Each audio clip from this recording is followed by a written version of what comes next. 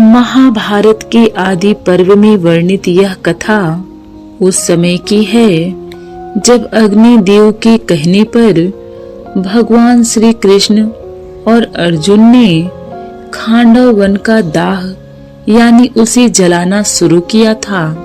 Khandava one में आग लगते ही उसमें रह रहे सभी पशु पक्षी एवं जीव जंतु रुदन करने लगे। यह देखकर देवराज इंद्र को रहा नहीं गया और उन्होंने मेघों को वर्षा करने का आदेश दे दिया। मेघ जब इंद्र की आज्ञा पाकर बरसने लगे तो अर्जुन ने बहुत से बाणों की वर्षा करके सारे खांडव वन को ऐसे ढक दिया जैसे कोहरा चंद्रमा को ढक देता है। अर्जुन के चलाए हुए बाणों से सारा खांडव वन इस तरह ढक गया कि कोई भी प्राणी उस वन से निकल नहीं पा रहा था। जब खांडव वन जलाया जा रहा था, उस वन के राजा महाबली नागराज तक्षक वहां नहीं थे। वे किसी काम से कुरुक्षेत्र चले गए थे, परंतु तक्षक का बलवान पुत्र अश्वसेन वहीं रह गया था। उसने उस आग से अपने को छुड़ाने के लिए काफी प्रयत्न किया, किंतु अर्जुन के बाणों से रूठ जाने के कारण वह बाहर नहीं निकल सका। अंततः उसकी माता सर्पिणी अपने पुत्र को बचाने के लिए आकाश में उड़कर भागने की चेष्टा की, परंतु पांडु कुमार अर्जुन ने तीखे बाण से उस भागती हुई सर्पिणी का मस्तक काट दिया। उधर देवराज इंद्र सर्पिणी की यह अवस्था अपनी आंखों से देख रहे थे। उन्होंने उस सर्पिणी को छुड़ाने की इच्छा से आंधी और वर्षा कर पांडु कुमार अर्जुन को सम्मोहित कर दिया और इतने में ही तक्षक का पुत्र अश्वसेन उस संकट से मुक्त हो गया। किंतु जब अर्जुन इंद्र की माया जाल से बाहर आए तो उन्होंने देखा कि अश्वसेन बच गया है। यह देख उन्हें क्रोध आ गया। इसके बाद अर्जुन ने आकाश में उड़ने वाले प्राणियों के दो दो तीन तीन टुकड़े कर डाले। फिर क्रोध में भरे हुए अर्जुन ने टेढ़ी चाल से चलने वाले उस नाग को श्राप दिया कि तू आश्रयहीन हो जाएगा। अग्नि और श्री कृष्ण ने भी उसका अनुमोदन किया।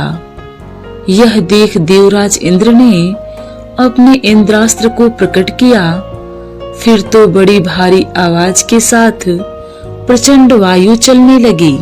उस अस्त्र ने समस्त समुद्रों को क्षुब्ध करते हुए आकाश में स्थित हो मूसलाधार पानी बरसाने वाले मेघों को उत्पन्न किया। वे भयंकर मेघ बिजली की कड़कड़ाहट के साथ धरती पर वज्र गिराने लगे और मूसलाधार वर्षा होने लगी। यह देखकर अर्जुन ने प्रतिकार के रूप में उन मेघों को नष्ट करने के लिए वायव्य नामक अस्त्र का प्रयोग किया। उस अस्त्र से इंद्र के छोड़े हुए वज्र और मेघों का ओज एवं बल नष्ट हो गया। जल की सारी धाराएं सूख गईं और बिजलियां भी नष्ट हो गई। क्षण भर में आकाश धूल और अंधकार से रहित हो गया और शीतल हवा चलने लगी। यह सब देख अग्निदेव बहुत प्रसन्न हुए और पुनः बड़ी बड़ी लपटों के साथ प्रज्वलित होकर खांडव वन को अपने में समाने लगे। इतने में ही गरुड़ की तरह दिखने वाला एक पक्षी श्री कृष्ण और अर्जुन की ओर झपटा। फिर नागों का झुंड अर्जुन के समीप भयंकर जहर उगलते हुए उन पर टूट पड़े। यह देख अर्जुन ने बाणों द्वारा उन सब के टुकड़े टुकड़े कर डाले और उन सभी के शरीर उसी जलती हुई अग्नि में समा गए। तत्पश्चात असुर, गंधर्व, राक्षस, यक्ष और नाग युद्ध के लिए उत्सुक हो गर्जना करते हुए वहां दौड़े आए। वे सब के सब श्री कृष्ण और अर्जुन को मार डालना चाहते थे। कुछ क्षण पश्चात वे सभी अस्त्र शस्त्रों की वर्षा करने लगे। यह देख अर्जुन ने अपने तीखे बाणों से उन सब के सिर उड़ा दिए और महातेजस्वी श्री कृष्ण ने चक्र द्वारा दैत्यों और दानवों के समूह का संहार कर दिया। तब देवताओं के महाराज देवराज इंद्र ऐरावत हाथी पर आरूढ़ हो क्रोध पूर्वक उन दोनों की ओर दौड़े। इंद्र ने बड़े वेग से अपना वज्रास्त्र उठाकर चला दिया और देवताओं से कहा, लो ये दोनों मारे गए। इसके बाद एक एक कर सभी देवगण धनुष, तलवार और अपने अपने अस्त्र शस्त्र लेकर श्री कृष्ण और अर्जुन पर टूट पड़े। यह देख श्री कृष्ण और अर्जुन देवताओं को अपने बाणों से घायल करने लगे। बहुत से देवता बार बार प्रयत्न करने पर भी कभी सफल मनोरथ न हो सके। उनकी आशा टूट गई और वे भय के मारे युद्ध छोड़कर इंद्र की शरण में चले गए। श्री कृष्ण और अर्जुन के द्वारा देवताओं की गति कुंठित हुई देख आकाश में खड़े हुए महर्षिगण बड़े आश्चर्य में पड़ गए। इंद्र भी उस युद्ध में अर्जुन का पराक्रम देख बड़े प्रसन्न हुए और पुनः उन दोनों के साथ युद्ध करने लगे। तदंतर इंद्र ने अर्जुन के पराक्रम की परीक्षा लेने के लिए पुनः उन पर पत्थरों की बड़ी भारी वर्षा करने लगे, परंतु अर्जुन ने अपने बाणों के द्वारा वह सारी वर्षा नष्ट कर दी। उधर जब इंद्र ने देखा कि उनके द्वारा पत्थरों की वर्षा विफल हो गई है, तो वे पुनः पुनः पत्थरों की भारी वर्षा करने लगे। यह देख इंद्र कुमार अर्जुन ने वेगशाली बाणों द्वारा पत्थरों की उस वृष्टि को फिर विलीन कर दिया। इसके बाद इंद्र ने पांडु नंदन अर्जुन को मारने के लिए अपने दोनों हाथों से एक पर्वत का महान शिखर वृक्षों सहित उखाड़ लिया और उसे अर्जुन के ऊपर चलाया। यह देख अर्जुन ने बाणों द्वारा उस विशाल शिखर को हजारों टुकड़े करके गिरा दिया। बाणों से छिन्न भिन्न होकर गिरता हुआ वह शिखर ऐसा जान पड़ता था मानो सूर्य, चंद्रमा आदि ग्रह आकाश से टूटकर गिर रहे हों। वहां गिरे हुए उस महान पर्वत शिखर के द्वारा खांडव वन में निवास करने वाले बहुत से प्राणी मारे गए।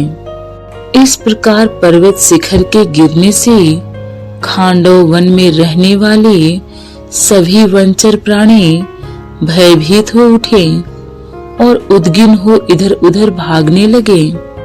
तब श्री कृष्ण ने अपने चक्र को उन दैत्य आदि प्राणियों के विनाश के लिए छोड़ा।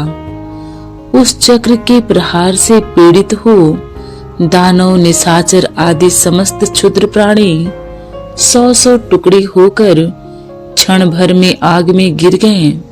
श्री कृष्ण के द्वारा बार बार चलाया हुआ वह चक्र अनेक प्राणियों का संहार करके पुनः श्री कृष्ण के हाथ में चला आता था। उधर जब देवतागण उन दोनों के बल से खांडव वन की रक्षा करने और उस आग को बुझाने में सफल न हो सके, तब पीठ दिखाकर चल दिए। उधर इंद्र देवताओं को विमुख होते हुए देख अपने पुत्र अर्जुन की प्रशंसा करते हुए बड़े प्रसन्न हुए। तभी इंद्र को संबोधित करते हुए आकाशवाणी हुई, हे देवराज, तुम्हारे सखा नागराज तक्षक इस समय यहाँ नहीं हैं। वे खांडव दाह के समय कुरुक्षेत्र चले गए थे। भगवान वासुदेव तथा अर्जुन को किसी प्रकार युद्ध में जीता नहीं जा सकता। मेरे कहने से तुम इस बात को समझ लो, ये दोनों पहले के देवता नर और नारायण हैं। देवलोक में भी इनकी ख्याति है, यह तुम भी जानते हो।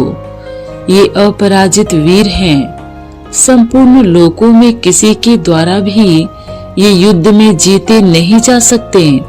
अतः इंद्र, तुम्हारा देवताओं के साथ यहाँ से चले जाना ही उचित है। खांडव वन के इस विनाश को तुम उसका प्रारब्ध समझो। यह आकाशवाणी सुनकर देवराज इंद्र ने इसे ही सत्य मान क्रोध छोड़कर उसी समय स्वर्गलोक को लौट गए।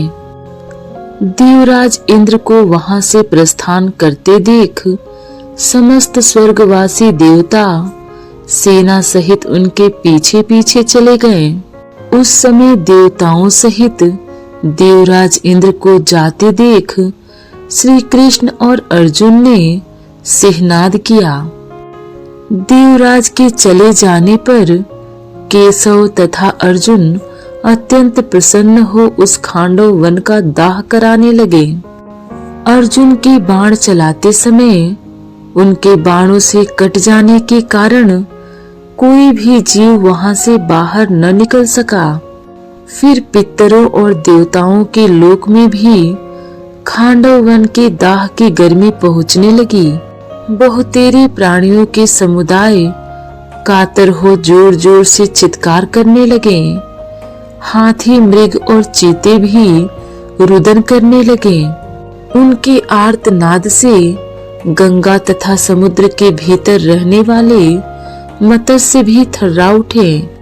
उस समय जो कोई राक्षस, दानव और नाग वहां एक साथ संघ बनाकर निकलते थे, उन सबको भगवान श्री हरि चक्र द्वारा मार देते थे। इस प्रकार खांडव वन जंतुओं के मांस रुधिर के समूह से अत्यंत तृप्त हो अग्निदेव ऊपर आकाशचारी होकर धूम रहित हो गए। उनकी आंखें चमक उठी, जिह्वा में दीप्ति आ गई और उनका विशाल मुख भी अत्यंत तेज से प्रकाशित होने लगा। श्री कृष्ण और अर्जुन का दिया हुआ वह इच्छा अनुसार भोजन पाकर अग्निदेव बड़े प्रसन्न और पूर्ण तृप्त हो गए। उन्हें बड़ी शांति मिली। इसी समय तक्षक के निवास स्थान से निकलकर सहसा भागते हुए मयासुर पर भगवान मधुसूदन की दृष्टि पड़ी। अग्निदेव मूर्तिमान हो सिर पर जटा धारण किए मेघ के समान गर्जना करने लगे और उस असुर को जला डालने की इच्छा से मांगने लगे। मैं दानवेंद्रों की शिल्पियों में श्रेष्ठ था, उसे पहचान कर भगवान वासुदेव उसका वध करने के लिए चक्र लेकर खड़े हो गए। मैंने देखा एक और मुझे मारने के लिए श्री कृष्ण ने चक्र उठा रखा है और दूसरी ओर अग्निदेव मुझे भस्म कर डालना चाहते हैं। तब वह अर्जुन की शरण में गया और बोला, अर्जुन मुझे बचाओ। यह देख अर्जुन के मन में दया आ गई। अतः अर्जुन ने मयासुर से कहा कि तुम्हें डरना नहीं चाहिए। अर्जुन के अभयदान देने पर भगवान श्री कृष्ण ने मयासुर को मारने की इच्छा त्याग दी और अग्निदेव ने भी उसे नहीं जलाया। इसके बाद अग्निदेव ने श्री कृष्ण और अर्जुन के द्वारा इंद्र के आक्रमण से सुरक्षित रहकर खांडव वन को 15 दिनों तक जलाया।